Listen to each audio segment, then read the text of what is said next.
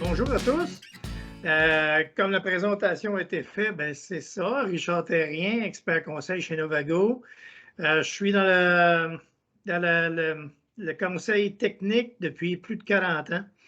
Alors, je me suis promené un petit peu au travers de la province. J'ai fait quelques autres régions. Mais chez Novago, ça fait 23-24 ans à peu près, non?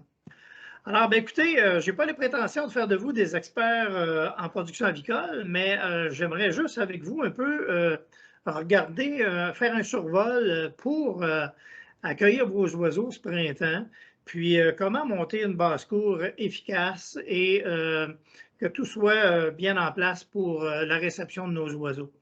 Écoutez, la présentation que je fais aujourd'hui, c'est exactement la même que j'ai faite il y a 2 ans. Alors, c'est un rappel de ça. Probablement qu'il y a du monde qui se joint à nous qui ne l'avait pas vu, tant mieux. Sinon, ben, ça va être une belle revision pour les autres. Alors, ma présentation se divise en 2 parties. J'ai une partie que j'appelle partie plate, mais nécessaire, et on va commencer par celle-là. C'est ça de la réglementation qui entoure les élevages de basse-cour, mais surtout les oiseaux. La réglementation animale, vous savez que dernièrement, nos gouvernements ont statué. Les animaux ont maintenant un âme, alors sont doués de sensations, ils peuvent ressentir des choses. Alors, c'est plus comme une chaise ou un arbre. On ne peut pas en disposer comme on veut, alors il faut vraiment bien les traiter et c'est réglementé. Et c'est très solide la façon que c'est réglementé. Alors, je vais vous parler de ça. La deuxième portion, ça va être plus technique. On va rentrer dans le vif du sujet. Alors, on y va avec notre première diapo. Alors, ça, c'est la définition un peu de ce que nous sommes tous quand on veut garder des oiseaux, quand on veut faire un petit peu d'agriculture sur une base très personnelle. Alors, une personne qui exploite une ferme de petite taille, gentleman farmers, ce qu'on appelait en anglais, pour son agrément personnel et non dans un but d'une productivité alimentaire, car il dispose de devenus indépendants. Alors, c'est tous nous autres qui veulent avoir quelques poules à la maison. On ne vivra pas de ça. C'est vraiment pour notre bien-être à nous et pour alimenter la famille. Parfois, c'est la famille élargie. C'est bien correct. L'agriculture paysanne est une idée de l'agriculture qui s'inscrit dans les critères de durabilité, de respect de l'environnement et de conservation du tissu social. Alors évidemment, toutes les basses-cours, les gens qui ont des oiseaux chez eux pour leurs besoins personnels s'inscrivent dans l'agriculture paysanne. Alors, on y fait référence simplement pour avoir une idée de ce que c'est. Basse-cour au Québec, c'est quoi? C'est plus de 120 000 pondeuses au Québec. C'est plus de 300 000 poussins d'Indono vendus au travers toute la province. Ça représente ça, 20 000 tonnes de moulins en sac. Chez Novago, en 2019, on avait atteint un record qui était de 62 000 têtes. Bien, je vous annonce que cette année, en commande, en 2022, on a 71 500 têtes.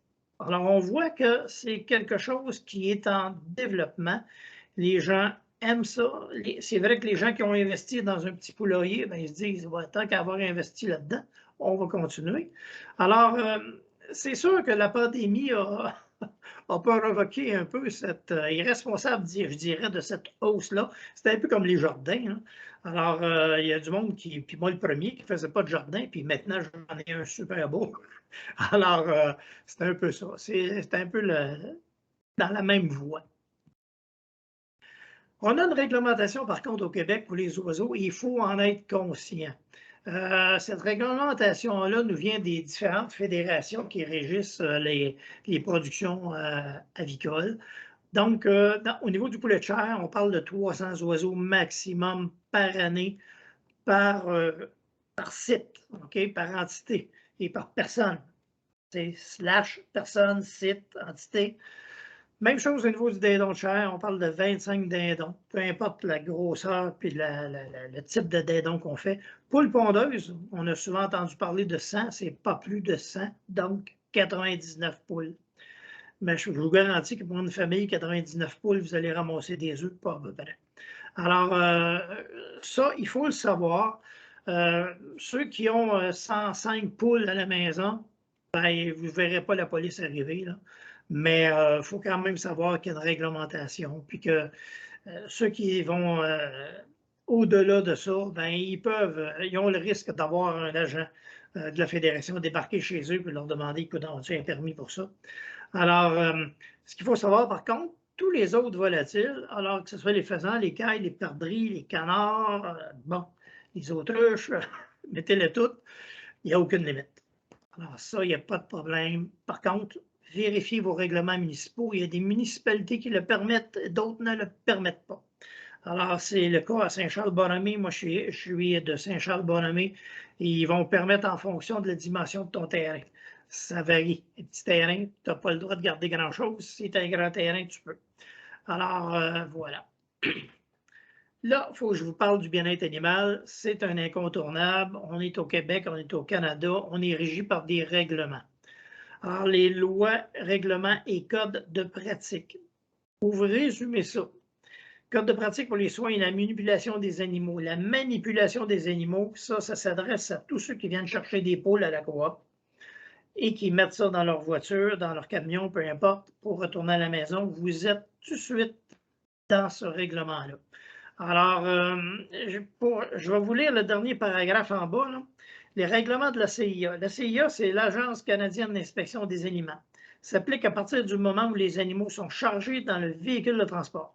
Continue de s'appliquer pendant le transit, y compris durant les périodes de ravitaillement et de fréquentation des marchés aux enchères. Ça, c'est pour ceux qui vont aller vendre des oiseaux.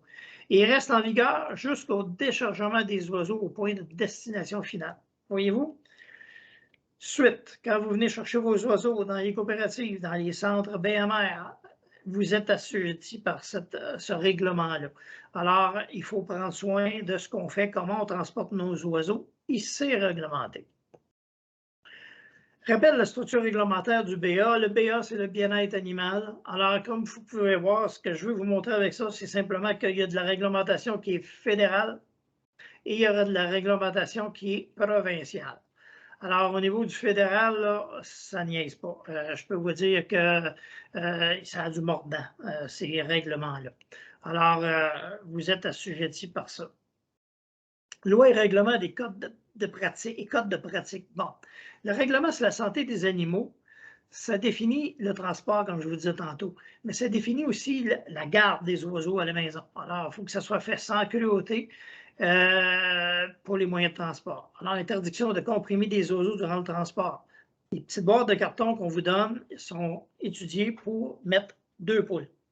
Si on met plus que ça, on est assujetti à se faire ramasser.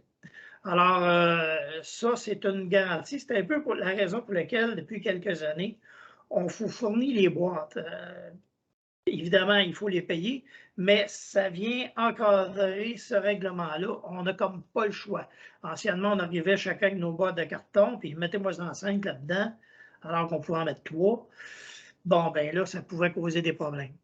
Alors, c'est marqué aussi interdiction de transporter des oiseaux inaptes. Si vous avez un oiseau ou une poule qui a une aile cassée, on ne le transporte pas.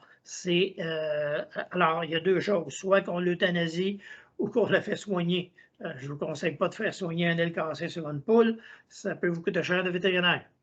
Alors, interdiction aux transporteurs de charger, transporter ou décharger des animaux d'une manière pouvant leur causer des blessures ou des souffrances indues.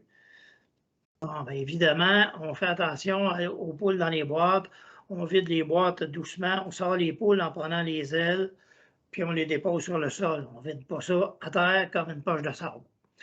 Protection contre les intempéries et ventilation suffisante. Ça explique pourquoi, depuis quelques années, ceux qui sont habitués de venir chercher des poules à la coop, vous avez vu qu'on a des abris tempo. Alors, on a sorti les oiseaux de nos lieux de vente, de nos quincailleries, parce qu'on ne voulait pas qu'il y ait une contamination possible avec les équipements qu'on vous vend. Alors, on a sorti ça à l'extérieur et on a mis ça dans un tempo. Et on peut chauffer le tempo si c'est frais en début de saison, ou on peut facilement le ventiler avec des ventilateurs et lever les toiles pour que les oiseaux soient bien. Alors, c'est la raison pour laquelle vous avez connu ça depuis les dernières années. Utilisation de conteneurs et véhicules de transport convenables, isolement des animaux inconciliables. Bon, ben, il faut faire attention à ça. Mettez des poules avec des poules, des poulets avec des poulets. Des poussins, là, ça ne se met pas au travers des poules parce qu'ils vont se faire écraser, c'est clair. C'est toujours ce qu'on appelle du gros bon sens. Mais pour certains, il faut leur rappeler. Bien-être animal, c'est quoi? Regardez en jaune, là, le bien-être animal désigne la manière dont un animal évolue dans les conditions qui l'entourent. Bon état de santé, confort suffisant, bon état nutritionnel, sécurité, possibilité d'expression du comportement naturel. Chez les poules, ouvrir les ailes, ben voilà, c'est un comportement naturel. Alors, il faut qu'il y ait l'espace suffisant pour le faire. C'est ce qui a remis en question tout le système de cage qu'on avait. Ça s'applique autant dans l'industrie que pour les basses-cours, hein, en passant. Là. Alors, l'outil le plus couramment utilisé pour s'assurer que les besoins des animaux sont comblés est celui des 5 libertés. Alors, voici les 5 libertés. Alors, 1, 2, 3, 4, 5, être épargné de la faim, de la soif et de la malnutrition. Évidemment, semble que, encore là, c'est le gros bon sens. Être épargné de l'inconfort physique et thermique. Et ça, il faut avoir la connaissance. Parce que les inconforts thermiques, c'est ce que je vois le plus dans les basses-cours. Alors, il faut juste être conscient des températures que ça prend. Être épargné de la douleur, des blessures, des maladies, évidemment. On ne laisse pas des oiseaux malades. S'ils sont blessés, bon, on a un choix à faire. Là. On le fait soigner ou on l'euthanasie. Être libre d'exprimer des modes normaux de comportement. Alors, courir, s'étirer les ailes, gratter le sol, picosser. Être épargné de la peur et de la détresse. Ça, je pourrais vous conter une histoire. J'ai déjà vu quelqu'un venir chercher ses poules avec son chien dans le dos. Puis quand il a mis la boîte de poules à côté du chien, là, je ne sais pas si vous le savez, mais le chien il voulait aller jouer avec les poules. Hein. Alors, ces poules dans la boîte, là, ils ont dû avoir une frousse épouvantable. Alors, il faut juste penser à tout ça comme il faut. Alors, les 5 libertés, ben, pourquoi? C'est agir correctement, c'est votre responsabilité de le faire, ça favorise une production aussi optimale. Un oiseau en santé, puis qui est en sécurité, puis qui se sent bien, ben, écoutez, la poule va pondre son œuf, le poulet va grandir, va croître. Ça minimise les pertes, évidemment. Nos clients, les consommateurs et la société s'y attendent qu'on prenne soin des animaux. Et la loi, c'est la loi, comme on dit, la loi l'exige. Ce qu'il faut observer, c'est simple. Quand on regarde nos oiseaux, ben, c'est ces points-là qu'il faut observer le plus. Là. La léthargie, quand on voit un oiseau qui a de l'air de dormir, qui est debout sur ses pattes, mais qui a les yeux fermés, souvent c'est un oiseau léthargique. Il est en train de couver quelque chose, une maladie qui le fatigue. Là. Une boiterie, c'est assez facile à s'apercevoir. Si vous avez un oiseau qui boite, ben ça ne va pas. Il faut l'isoler du reste de la gang parce qu'il va se faire brosser par les autres. Et là, on a une décision à prendre. On le soigne ou on l'euthanasie. Des signes de déshydratation, des crêtes très pâles, une respiration rapide, un bec ouvert. Quand vous avez un oiseau qui a le bec ouvert, c'est signe qu'il a chaud. Alors lui, il halète, il respire rapidement et il essaie de se refroidir comme ça. Les yeux collés, okay? Les toux, éternuement nasal, on en voit des oiseaux qui secouent la tête et qui éternuent, des fientes très liquides. Ça, c'est des signes que ça ne va pas. Il y a de la maladie. Alors, il faut prendre action.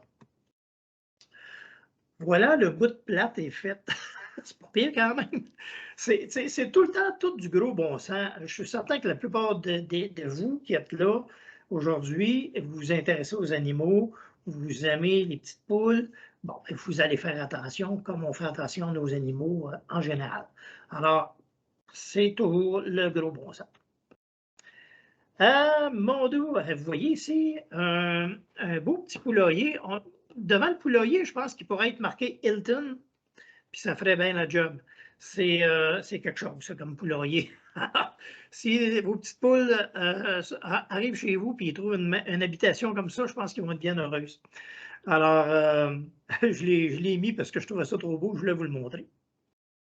On va maintenant rentrer dans la section plus technique un petit peu, c'est-à-dire la préparation de votre poulailler. Ce pas tous des poulaillers comme je vous ai montré. Ça peut être une shed, ça peut être un cabanon, ça peut être un poulailler que vous avez fabriqué pour l'occasion, ça peut être n'importe quoi. Ce qui est important, c'est d'utiliser un bâtiment adapté à la taille, adapté à la quantité d'oiseaux que vous allez avoir. Alors, un pied carré par oiseau, c'est à peu près la norme pour être correct. OK? Alors, dans un poulailler de 10 par 10, bien, vous pouvez mettre 100 oiseaux, pas plus. Vous pouvez en mettre moins aussi, bien sûr, mais 100 oiseaux, ça va. Alors, protéger des intempéries, des prédateurs, ben, c'est effectivement un petit poulailler, ça a un toit qui ne coule pas, puis il n'y a pas de l'eau qui rentre quand il y a beaucoup d'eau qui tombe à l'extérieur. Il ne faut pas qu'il y ait d'eau de ruissellement qui rentre à l'intérieur du poulailler. Il faut qu'il soit protégé des prédateurs. Ben, le chien que je vous parlais tantôt, il n'y a pas d'affaire dans le poulailler, hein. Alors, laissez-le à l'extérieur. Euh, Si désiré, il peut y avoir un accès à l'extérieur. Vous voyez dans ce poulailler-là, à côté du carton, là, en plein centre de la photo, il y a une petite porte, là, comme une petite guillotine, là. Alors, la poule peut sortir à l'extérieur. Alors, vous, s'il vous plaît, laissez sortir vos oiseaux uniquement s'ils sont bien emplumés. Alors, des oiseaux adultes, pour des poulets, là, c'est pas avant 3 semaines et demie, alors 25 jours à peu près, où l'oiseau commence à être emplumé suffisamment pour être à l'extérieur. Euh, alors, pour 100 oiseaux, je vous ai mis ici, là, ça prend une source de chaleur. 2 idéalement. Et là, mais minimalement une. Puis dans les sources de chaleur, il y a plusieurs sources. Il y en a qui ont des petites chaufferettes électriques, c'est correct, mais on ne ventile pas direct sur les oiseaux. On chauffe à ce moment-là l'ambiance de votre poulailler. Les lampes électriques, c'est ce qu'on retrouve le plus. Et dans le marché, il faut faire attention, il y a des lampes électriques de 100 watts, il y a des lampes électriques de 150 watts, il y a aussi des lampes de 250 watts. Et c'est ce que je vous recommande. 250 watts, pensez-y, pour chauffer un petit poulailler, c'est pas trop. Des fois, ça en prend 2, puis des fois, ça en prend 3. Alors, allez-y en fonction de la température au sol tout le temps. Un thermomètre, et vous allez me trouver fatigant, je vais revenir souvent avec ça. Un thermomètre, c'est nécessaire pour ajuster votre température, ajuster la hauteur de la lampe. Alors, des abreuvoirs, des mangeoires, je vous recommande 2 abreuvoirs, 2 mangeoires, et un minimum de 3 pouces de rip. Vous voyez un peu là, la quantité de rip, il y a à peu près l'équivalent d'un sac de rip. Puis là, remarquez le carton. Le carton qu'il y a là, c'est un rouleau de carton qu'on déroule pour faire un enclos pour ratisser un peu le poulailler. Parce que le poulailler, là, un pied par oiseau, c'est fait pour des oiseaux plus vieux. Et les petits poussins, là, on ne veut pas qu'ils se perdent partout dans ce grandeur-là, dans le cabanon 10 par 10. Là. Alors, on rapetisse, on coupe à peu près au tiers, puis même au quart. Puis on peut l'agrandir, il n'y a rien qui empêche de l'agrandir pour les premières semaines, les 2 premières semaines, je dirais. Mais ça, c'est un bon truc. Ça garde les oiseaux proches de l'eau, proche de la moulée, proche de la chaleur. Ça fait un rempart thermique aussi, le carton. Alors, pour éviter les courants d'air. Démarrage des oiseaux. Ben écoutez, 6 points clés. Moi, je vous recommande de mettre du chlore dans l'eau. La raison est bien simple. Ceux qui ont des pots d'eau, vous l'avez tous connu, vous voyez jusqu'à quel point ça peut se salir rapidement. Alors, de l'eau contaminée, l'oiseau boit 2 fois plus, 2 fois et demi plus d'eau que d'eau moulée au niveau de sa consommation de tous les jours. Alors, c'est quand même important, si cette eau-là est souillée puis qu'on contient des bactéries, puis avec la chaleur, la lampe infrarouge, avec la chaleur, ça va vite, la multiplication des bactéries. Alors, je vous recommande une cuillère à soupe d'eau de javel domestique par gallon d'eau. C'est tout simple à faire. Et vous faites ça pour les 2 premières semaines, tant qu'ils sont dans des pots d'eau. Si vous avez des tucs, bien là, on ne peut pas le faire, mais on peut toujours en rajouter un petit peu. Mais les tucs, c'est des nettoyer comme il faut. On n'a pas le choix. Alors, la chaleur, bien, vous avez ici l'ambient, OK, 90-92 degrés Fahrenheit ambiant. Vous allez me dire, hey, c'est chaud. C'est ce que ça prend. Parce que le petit poussin que vous avez devant vous, là, il n'y a pas un jour de vie. Là. Il vous arrive, il est du matin. Il est frais fait du matin. Il vous arrive. Sa température, à lui, est de l'ordre de 94 degrés à peu près. Alors, il faut se rapprocher de ça. Et il arrive d'un incubateur qui était à au-dessus de 90. Alors, si on le met dans un environnement froid, l'oiseau va se mettre à dépérir. Parce que les oiseaux sont comme ses proches parents des reptiles. Hein. Ils sont homéothermes. Donc, ils ne peuvent pas régulariser leur température. Les 4-5 premiers jours, ils ont de la misère à régulariser leur température. Alors, il faut fournir la bonne température. Alors, au sol, 95 à 105 degrés. Et vous avez ici la température du poussin. Je vous ai dit 94, excusez-moi, c'est 104, 105. Je me suis trompé. 104, 105 degrés Fahrenheit, ça, c'est la température interne du poussin. Alors, il faut vraiment lui fournir là, une température proche de sa température pour qu'il puisse se réchauffer comme il faut. Humidité 50 à 60 OK? Pas plus que ça, parce que sinon, c'est la litière qui va devenir humide. La moulée, bon, on vous suggère la moulée, évidemment, la moulée naturelle, qui est une moulée début croissance unique, granule fin, une petite moulée fine pour le départ des oiseaux. Et ça en prend pas mal, gênez-vous pas. Je vais vous montrer tantôt, là. Renouvellement de l'air, CO2, on parle de 3000 ppm. Peu d'entre vous ont ce qu'il faut pour mesurer la qualité de l'air. Moi, je vous dirais que ça prend un changement d'air. Dans une maison, chez vous, si vous n'avez pas de système de ventilation, vous avez facilement 1200 à 1300 de CO2. Si vous avez un système de ventilation, vous le rabaissez peut-être à 900 à peu près. Alors, quand je vous dis maximum 3000, oui, ça peut sentir le poulet un peu, mais il ne faut pas que quand on rentre là, on ait hâte de sortir de là. Ça, c'est pas bon signe. Puis si vous vous sentez humide, moite, ça veut dire que le CO2 a monté et l'humidité en même temps a monté. Donc, contrôlez votre humidité, votre température et le CO2 va suivre passablement. Ici, ben, vous avez un petit truc pour vérifier la température corporelle des oiseaux. Vérifiez s'ils ont les pattes froides. Si les oiseaux ont les pattes froides, c'est qu'il manque de chaleur. Alors, il faut monter la température dans le poulailler. Thermomètre, je vous l'ai dit, vous allez me trouver étonnant. Un thermomètre, je suis certain que tout le monde chez vous a des thermomètres qui traînent quelque part. Ça fait que c'est le temps d'en placer. Puis, je vous recommande de le placer à hauteur des oiseaux. Juste assez haut pour pas qu'ils y touchent, mais pas à 4 pieds du sol, parce qu'à 4 pieds du sol, l'oiseau n'est pas là, lui. Avec la température que vous allez lire, n'est pas la bonne. Vous allez être surpris de descendre votre thermomètre puis de regarder la température qu'il fait au sol, et vous allez peut-être aller chercher une lampe d'infrarouge de plus. Richard, j'en profite pendant que tu prends une petite respiration. Il y avait une question dans le chat de Adja qui demandait est-ce que les poussins mangent-ils le grain moulu finement? Oui, ben en fait, les poussins mangent en fonction de. C'est une très bonne question. Hein? Les poussins mangent en fonction de la grosseur du granule, selon l'âge qu'ils ont. Alors, l'oiseau, lui, dans son développement, au début, il va manger un granule fin. Aussitôt qu'il grossit un peu, il faut que le granule soit plus gros et on peut finir par du cube. Il va toujours manger le granule pareil, mais sa préférence, c'est d'aller chercher le cube à ce moment-là. Dans les moulées naturels, ils sont prévus pour ça. Alors, vous allez voir, quand vous achetez un sac de moulée naturel, le granule est vraiment fin, et quasiment poussiéreux. Et ça, c'est voulu. L'oiseau va manger ça très bien, sans problème. Et quand vous allez acheter de la croissance, ben, le granule, vous allez voir, il va être granulé pareil, mais il va être quand même beaucoup plus gros. Et ce qui est important, c'est de donner une moulée complète à l'oiseau, pas juste du grain moulu. Si on donne le grain fin moulu, mais juste du grain, puis qu'on n'a pas les minéraux, qu'on n'a pas les vitamines qui vont avec, on va causer des problèmes. Il va y avoir des déficits alimentaires qui vont arriver. Alors, c'est important, ne diluez pas votre moulée avec autre chose. Donnez une moulée équilibrée, complète, vendue commercialement. Que ce soit de nous ou d'ailleurs, je vous recommande la moulée coop, évidemment, mais ça prend de la moulée. Cette slide-là, bien, simple et efficace. Voyez-vous, la parisienne dans l'eau pour les premières semaines, le thermomètre avec l'humidité. Et pour ceux qui veulent aller plus loin, thermomètre rectal, on peut vérifier avec un thermomètre rectal la température de nos oiseaux. Alors, entre 104 et 105. Si ce n'est pas là, eh bien, à ce moment-là, ça veut dire soit que l'oiseau a trop chaud ou qu'il a trop froid. Bon, vous voyez ici une photo d'un départ d'oiseau. Alors, vous voyez sur le côté le carton. Alors, on devine la restriction, le rond qu'on peut avoir pour partir nos oiseaux. Vous avez les petits pots d'eau qui sont positionnés là, à côté de la moulée. On met les pots d'eau pas trop loin de la moulée.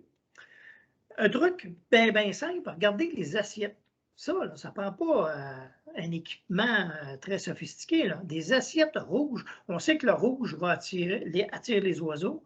Alors, une assiette en plastique que beaucoup ont déjà à la maison, rouge, ça peut être une assiette de carton, en autant qu'elle est rouge. Et puis, vous mettez de la moulée dedans. Alors, multiplier les points de moulée. Regardez, il y a de la moulée qui traîne à terre. C'est pas négligent, ça. C'est voulu. Il faut en mettre de la moulée. Regardez ce qu'ils ont mis, un petit papier brun ou encore un petit coussin là, en paille qu'on retrouve pour aller à la plage la plupart du temps. Là. Bon, ben ça a été positionné là pour pas que l'oiseau, quand il picosse, ramasse de la ripe. Parce qu'il y a des grains de ripe, des brins de scie qui peuvent être de la même grosseur que le moulet. Et si l'oiseau mange ça, lui, il a l'impression qu'il a mangé. Mais il n'a pas mangé pantoute, là. Alors, bon, il faut multiplier. Regardez, si vous avez un trait pour faire de la glace, tout le monde a ça dans les maisons. Alors, ça, c'est pour l'eau. Un point d'eau supplémentaire. Je n'arrive pas pour multiplier les points d'eau. Quand les oiseaux arrivent, ce qui est important, c'est qu'ils boivent rapidement et qu'ils mangent rapidement. Ça assure la santé de l'oiseau par après. Bon, le jour 2 et le jour plus. Le jour 2 et plus tard, qu'est-ce qu'on fait avec ça?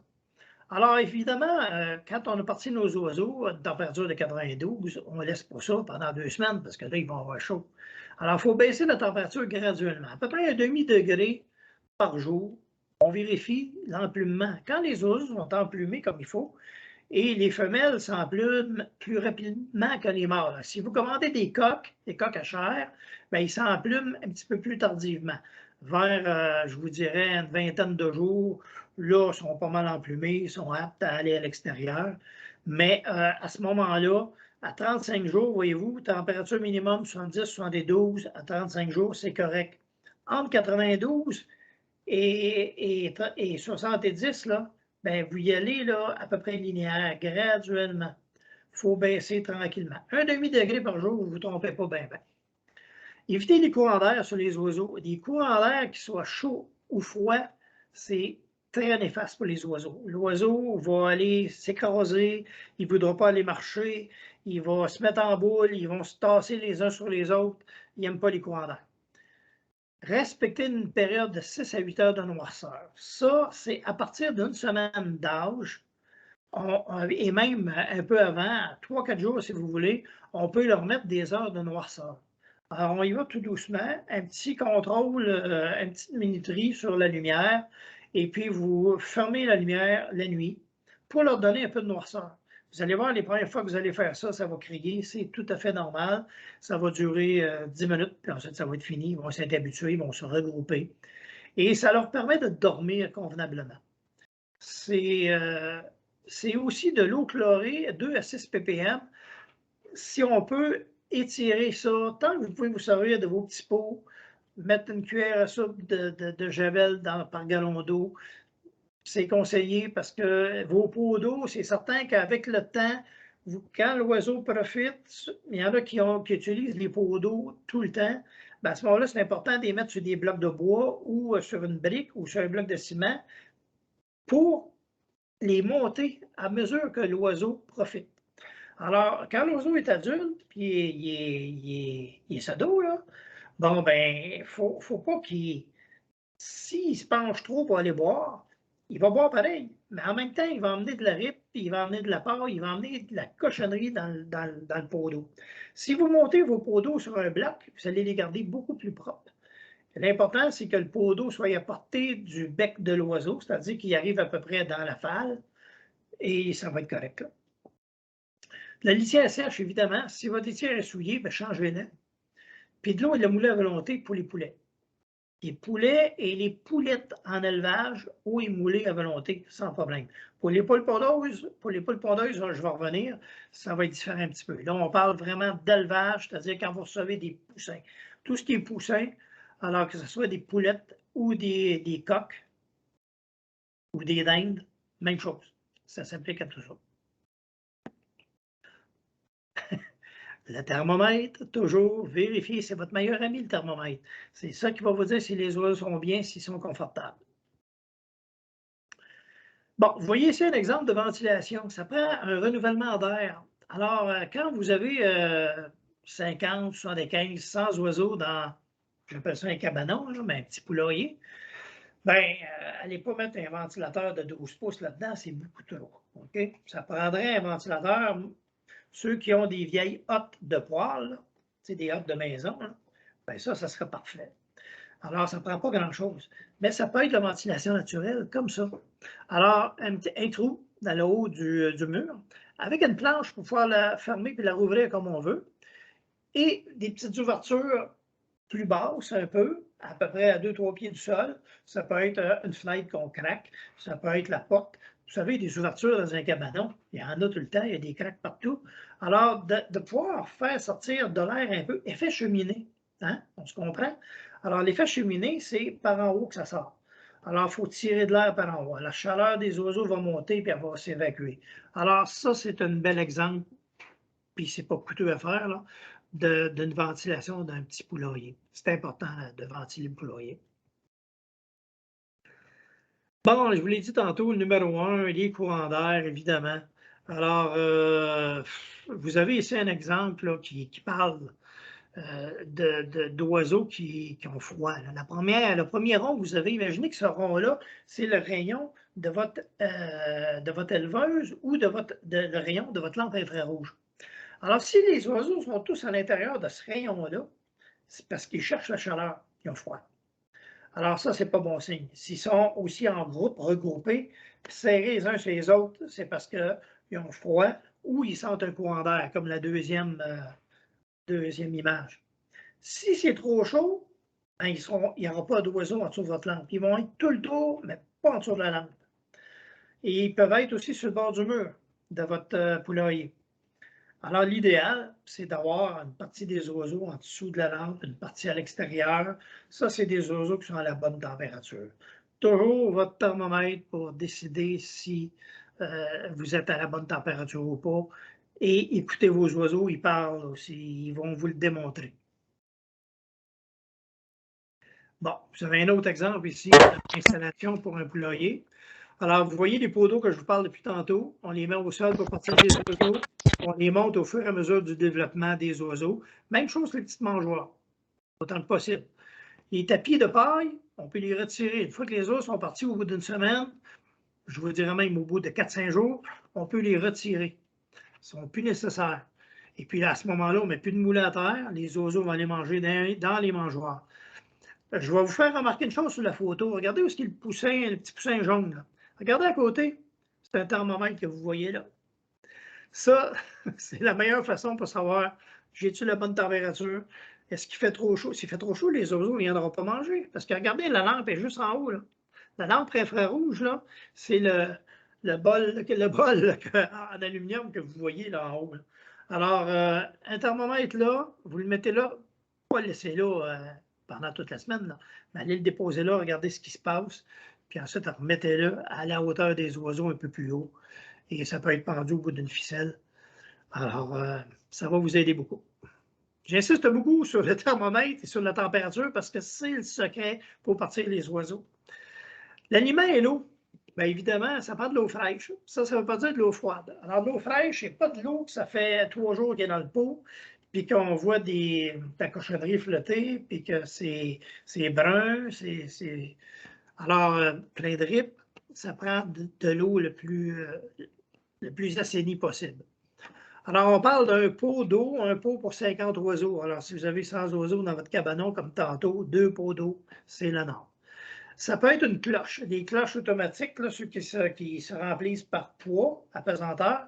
Bon, bien, une par 100 oiseaux. Je vous recommande toujours d'en mettre 2 pareilles parce que s'il y en a une qui fait défaut, bien, vous avez à ce moment-là une sécurité pour que les oiseaux ne manquent pas d'eau. Il ne faut pas qu'ils manquent d'eau. La moulée naturelle, évidemment. Moulée sur papier les 5 premiers jours. Petite quantité à la fois. On ne met pas de la moulée pour 3 jours. Là. On met de la moulée pour la journée autant que possible. Moulée fraîche, ça, chaque jour. Vous avez les petites assiettes. Vous avez les petits traits à glace pour l'eau quand les oiseaux arrivent. Il faut vraiment, c'est important qu'ils boivent tout de suite et qu'ils mangent le plus rapidement possible. Je vais vous parler de poules maintenant. Alors, pour vous parler de poules, ben, écoutez, on a une race qui est les poules brunes. Là. C'est des poules qui sont beaucoup plus rustiques que les blanches. Croissance plus lente. Bon, un beau plumage, évidemment. C'est des oiseaux qui sont bien adaptés aux conditions d'élevage de basse-cour, c'est-à-dire qu'ils vont tolérer un petit peu plus les changements de température. De une meilleure viabilité, une croissance moins rapide, OK, et un poids d'abattage de 2,5 kg à 9 semaines. Ça, c'est pour le poulet rouge, ce qu'on appelle le Sasso ou le Red Brew. Je ne sais pas s'il va être disponible cette année. Je pense que oui, j'ai vu, il me semble que j'ai vu dans les commandes, dans les précommandes, que le Red Brew était disponible. Alors, c'est un poulet, c'est pas une poule pour pondre, ça là.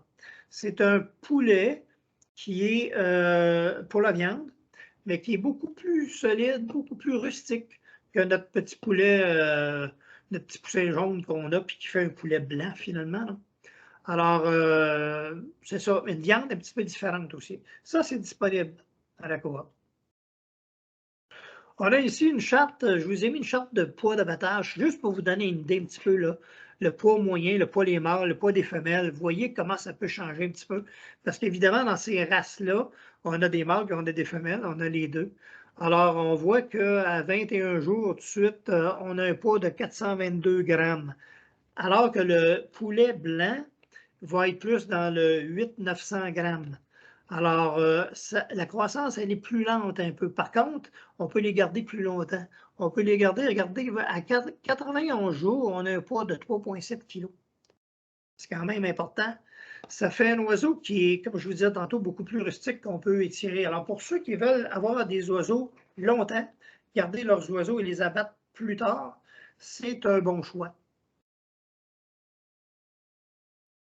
Vous voyez ici un petit graphique qui montre le Sasso, c'est le poulet que je vous ai parlé, qui est le dernier au bout, là. Alors, le Sasso X431B et son cousin qui est le 431N, qui est le cou nu qu'on appelle, il n'y a pas de plume dans le cou. Et regardez avec le poulet conventionnel, voyez-vous, pour la même grosseur de poulet, là, il y en a un qui le fait en 35 jours, puis l'autre le fait en 70 jours. Alors, c'est un oiseau qui a une croissance beaucoup plus lente, mais qui ne cause pas de problème, pas de mortalité, pas de stress. C'est certain que le petit poulet blanc, c'est une Formule 1, hein. Alors, ça prend un bon chauffeur. C'est un poulet qui croît très rapidement. Voilà, poulet conventionnel, Formule 1. Il a de plus grande capacité.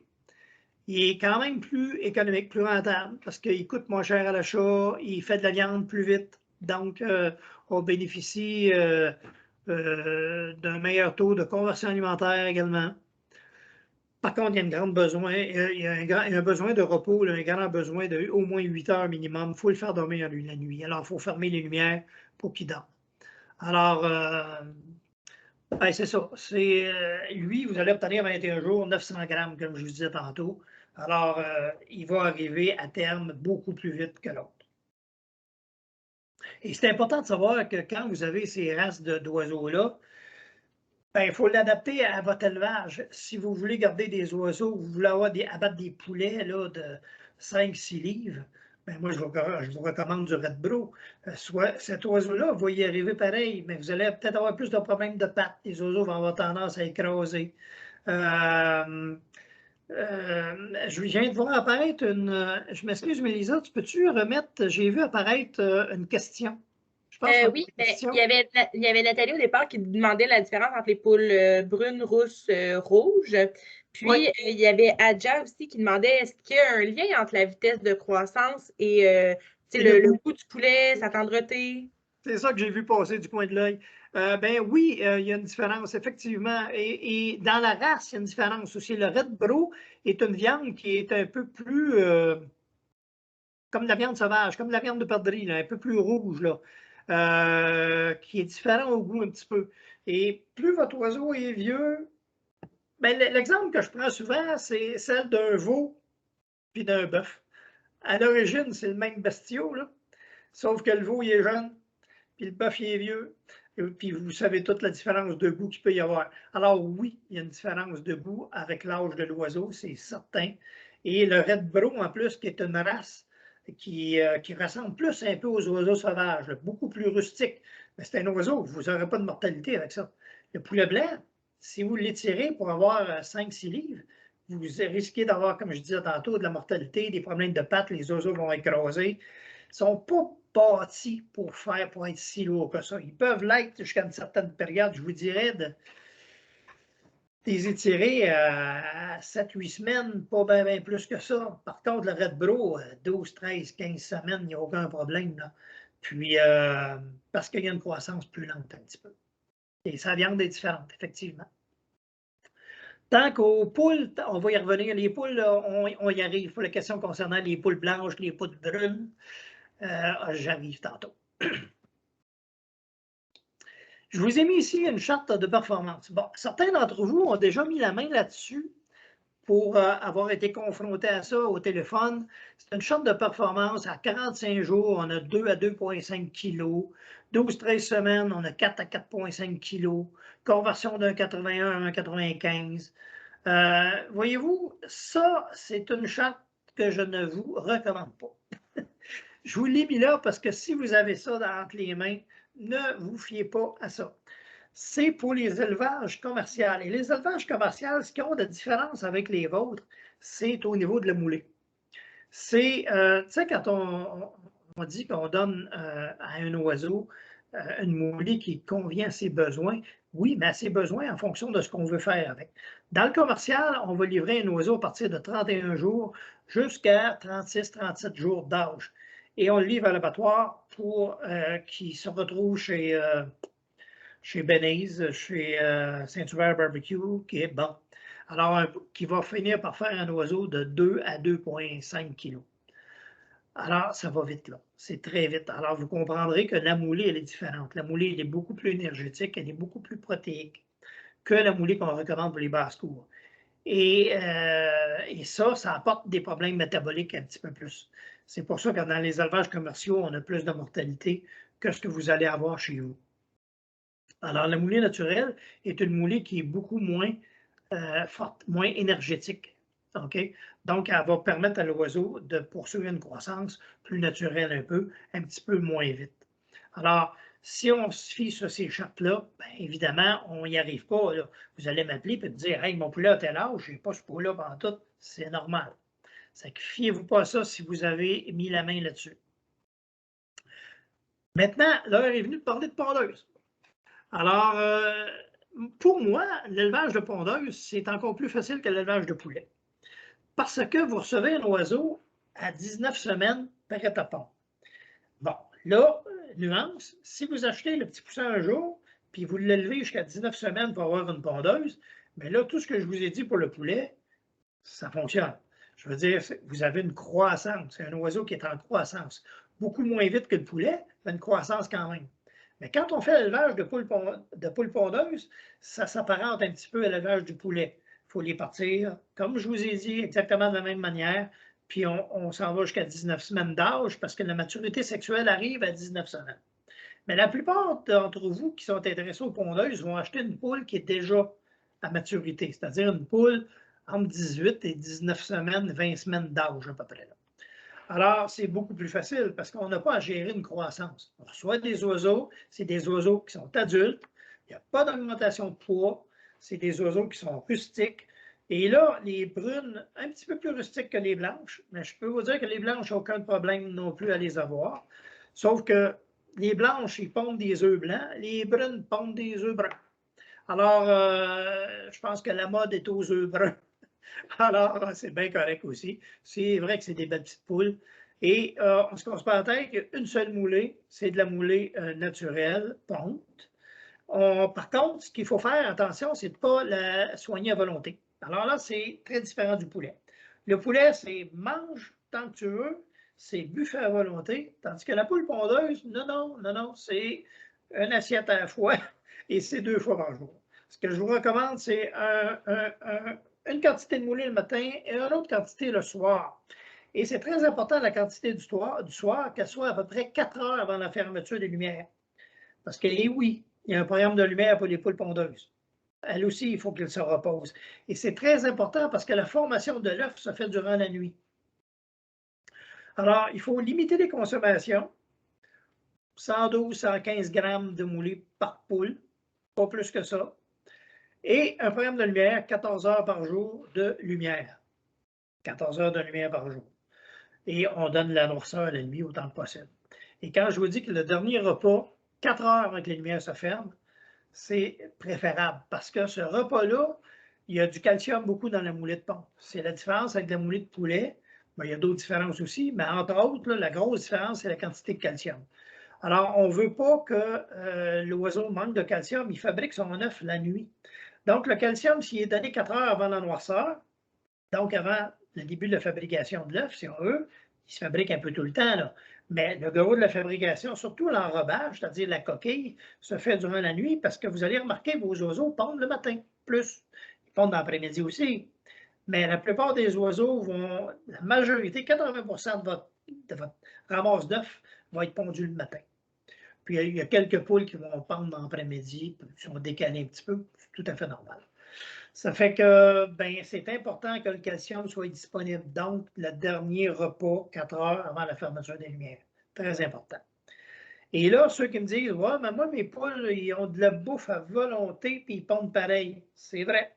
Ils vont pondre pareil, mais pour combien de temps? Si on a de la bouffe à volonté, une poule, c'est pas très différent d'un poulet.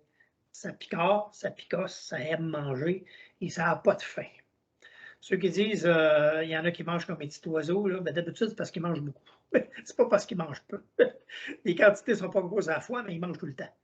Alors, ceux qui nourrissent les poules à volonté, vous allez provoquer de l'embonpoint chez vos poules. Vous allez avoir des poules qui vont être overweight, qui vont être trop pesantes. À ce moment-là, ils vont générer du gras sur les ovaires. Et à un moment donné, vous allez m'appeler, vous allez me dire, Monsieur Terrien, je ne comprends pas ça, ma poule pompe plus. Bien, la première des choses que je vais vous demander, c'est comment est-ce qu'elle pèse votre poule? Si elle pèse 4 livres, 4 livres et demi, ben, vous avez les réponses. C'est qu'elle est trop grasse, il y a du gras sur les ovaires, puis la poule, elle a coupé sa pente parce que là, elle n'est plus capable de gérer ça. Alors, c'est pour ça que les petites poules, il faut les garder aux environs de 3 livres, 3 livres et demi. Vous les recevez, ils n'ont pas loin de 3 livres, pas tout à fait. Ils vont progresser un petit peu, mais lentement. 3 livres et demi, c'est pas le maximum qu'on veut. Alors, si on calcule un peu ce que ça fait, 115 grammes de moulée en 2 repas. Alors, on divise le 115 en 2 et on donne ça un repas le matin, un repas le soir. Puis vous multipliez le 115 par le nombre de poules que vous avez. C'est la quantité de moulée à donner et c'est très suffisant. Le poids des œufs. Je vais vous parler du poids des œufs parce que je veux vous parler de la demande que la poule a à faire. C'est toute une machine, la poule. Là. Voyez-vous, quand vous allez acheter des œufs à l'épicerie, c'est exactement ça. L'industrie classe les œufs larges de 63 à 73 grammes. Les X larges, plus de 73 grammes. Alors, quand vous prenez un œuf large, OK, puis que votre poule pèse 1,8 kg, bien, 66 grammes, ça correspond à 3,6 du poids corporel. Ça, cette poule-là, elle expulse 3,6 de son poids, un œuf, à tous les jours. Alors, vous voyez que c'est beaucoup, c'est très demandant pour la poule. Alors, ça m'amène à vous parler, voyez-vous, le poids d'un œuf, là, chaque œuf, un œuf par 100 grammes, OK? Votre œuf pèse 65 grammes, mais j'ai fait un chiffron, là. Chaque 100 grammes, c'est 12,3 de protéines, 10,2 de lipides, puis 0,7 de glucides, puis une foule de minéraux et de vitamines. Ça, c'est l'apport nutritionnel qu'un œuf a quand vous le mangez. Mais la poule, elle prend ça quelque part, puis elle le prend dans ses réserves personnelles. La moulée lui sert à vivre, à elle, à se faire des réserves, et l'œuf qu'elle pond, elle le prend dans ses réserves. Voyez-vous, la moulée de poule, c'est une 17% de protéines. C'est calibré, c'est fait pour alimenter une poule et pour aider à sa production, OK? Pour couvrir sa production, je devrais dire.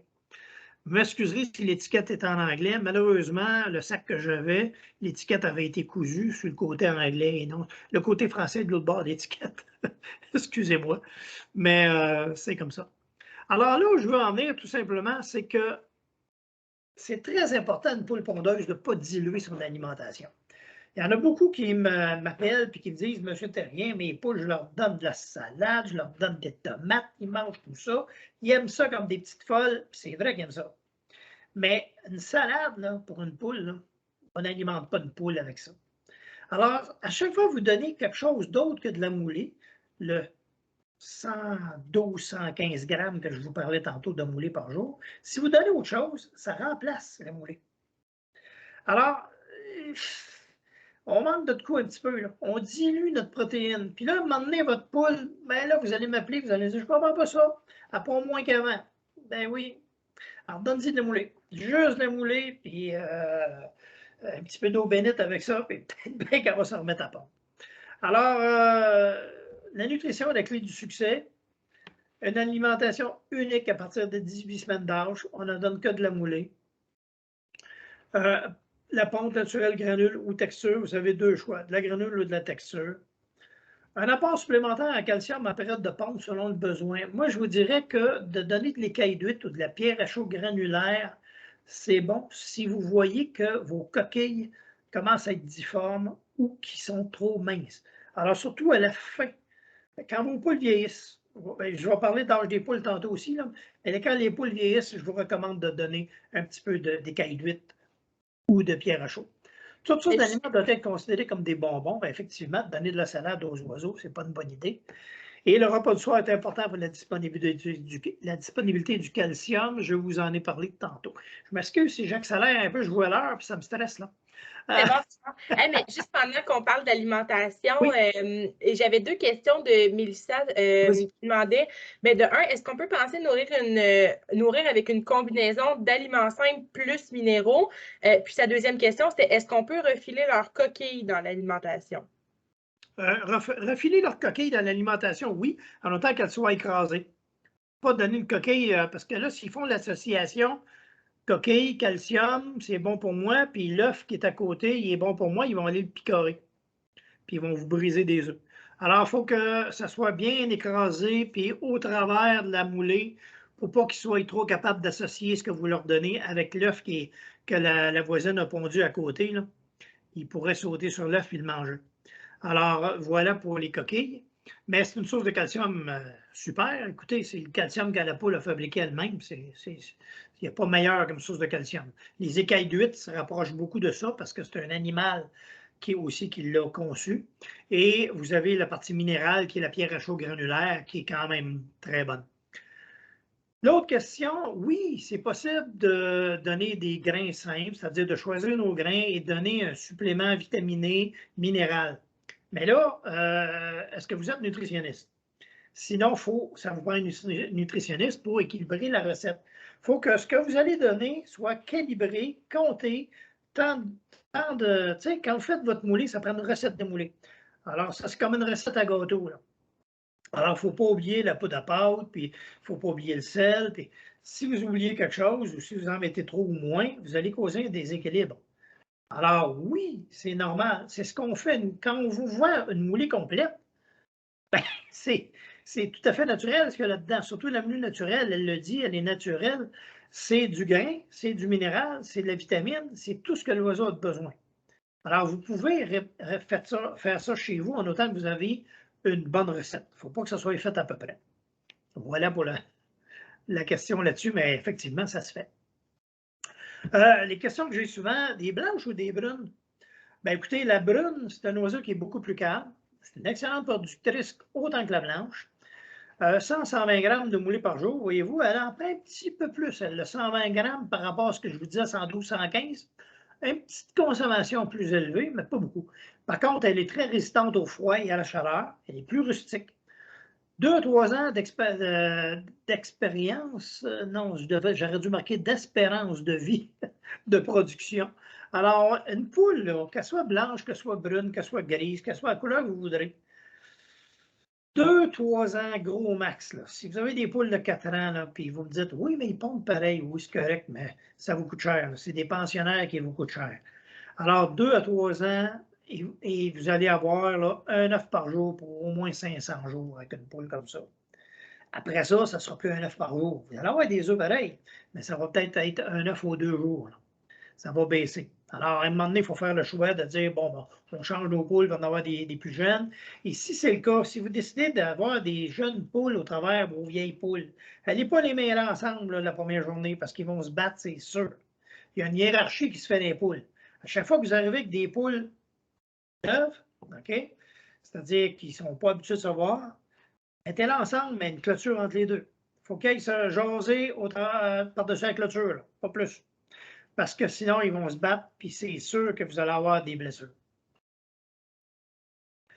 Ah, la poule aux œufs. Écoutez, j'ai su cette année que la poule aux œufs n'était pas disponible. On en a eu l'année passée pour essayer.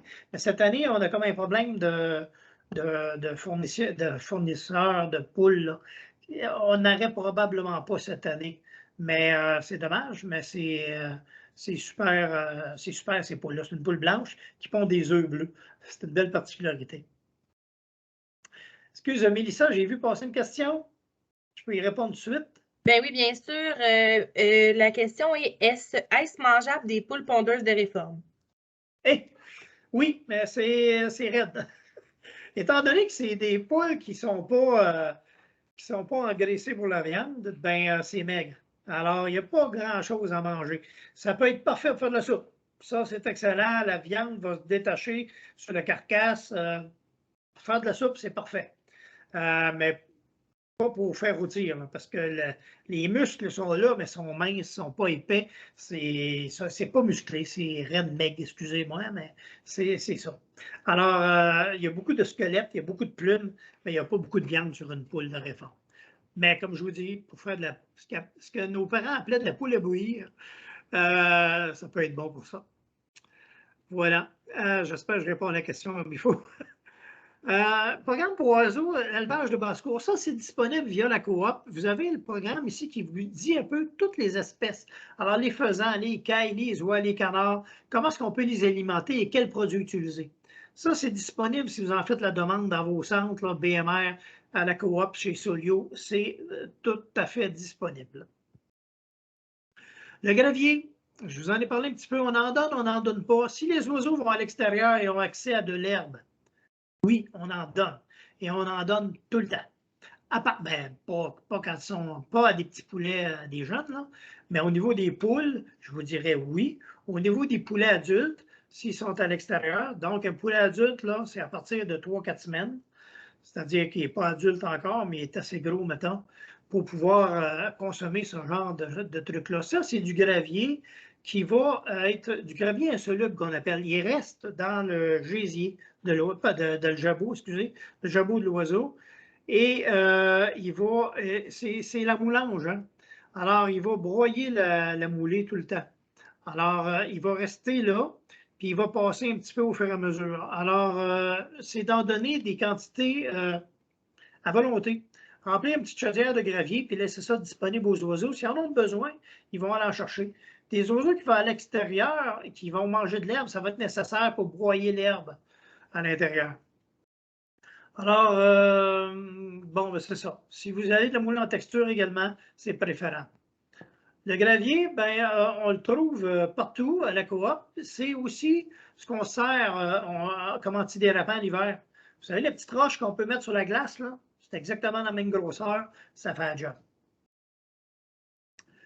Pratique de régie, ben, écoutez, les bâtiments et les équipements nettoyés autant que possible. Quand on part en élevage, et que vous en avez déjà eu, hein, vous changez vos poules, mettons, nettoyez votre bâtiment. De l'eau et du savon, c'est tout ce que ça prend. On n'a pas besoin de plus que ça pour nettoyer votre bâtiment, pour le décrotter, excusez l'expression. De la ripe fraîche, OK, toujours. Nettoyer quotidiennement les pots d'eau. Cours extérieur bien drainé. C'est important si on laisse aller les oiseaux dehors qu'ils n'aient pas accès à des trous d'eau. Parce que là, ils vont boire cette eau-là. Évidemment, ben, ce n'est pas idéal pour eux autres. Température et ventilation adéquate, évidemment. Puis conserver les aliments au sec. Votre moulée, c'est une moulée, c'est des aliments, c'est périssable. Alors, s'il vous plaît, on sait que si vous avez 3 poules, un sac de moulée va vous durer longtemps, plusieurs mois. Alors, gardez-le au sec, si possible. Peut-être même le transvider dans des contenants, dans des chaudières qui se ferment, des chaudières hermétiques. Ce serait une bonne idée. Ça, c'est du matériel qui est disponible à vos coopératives. Alors, pour faire la promotion, pour les registres des mortalités, bon, ça, c'est pas très, très bon pour... Bon, je voulais vous parler de naturel. Je m'excuse, je vais vite, il y a déjà 1 heure. Ben, c'est de la moulée que vous connaissez. La moulée est vendue à la coopérative. C'est une moulée qui est, on a de la début, de la croissance Et c'est une moulée qui peut alimenter à peu près tous les types d'oiseaux, dépendamment des quantités qu'on lui donne. Alors, c'est sans sous-produits animaux. Il n'y a pas de gras animal, il n'y a pas de graisse, c'est 100% végétal. C'est formulé à partir des recommandations des compagnies génétiques qui nous fournissent les oiseaux. Elle comble les besoins des oiseaux, elle assure une bonne santé, puis c'est une moulée adaptée aux petits élevages, vendue en format de 25 kg. Je voulais vous parler pour terminer de ce produit-là, le Solumix. C'est un produit qu'on a mis en marché il y a quelques années. On est exclusif là-dessus, il n'y en a pas d'autres qui l'ont. C'est un produit qu'on se sert pour traiter les oiseaux contre toutes sortes d'infections. Ce n'est pas un antibiotique du tout. C'est un sirop comme un sirop pour le rhume. Et on se sert de ça dans l'eau. Il y en a plusieurs qui le connaissent déjà. Ceux qui l'ont essayé, l'ont adopté. Je vous le recommande fortement. C'est un produit en vente dans les quincailleries chez Vermeer. On va passer à cette diapo-là tout de suite. Solumix. Bon, je me suis. Je ne suis pas à bonne place, excusez-moi. Ça. Ah, OK. OK. Ça vient par séquence. OK, le Solumix, ce n'est pas le bien-être animal. Alors, ce que c'est finalement, c'est des huiles essentielles. OK? Alors, je vais vous résumer ça rapidement. Des huiles essentielles qui vont couvrir les problèmes respiratoires et les problèmes digestifs.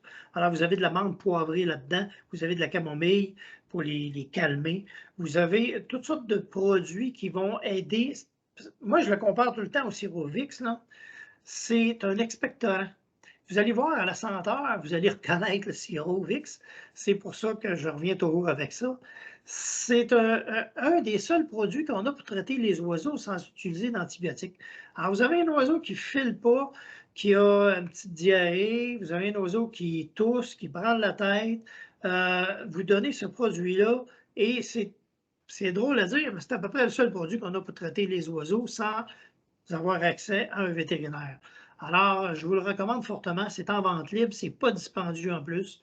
Une petite bouteille va vous durer presque 2 ans, puis elle coûte à peu près 25 $. Alors, n'hésitez pas à vous en servir.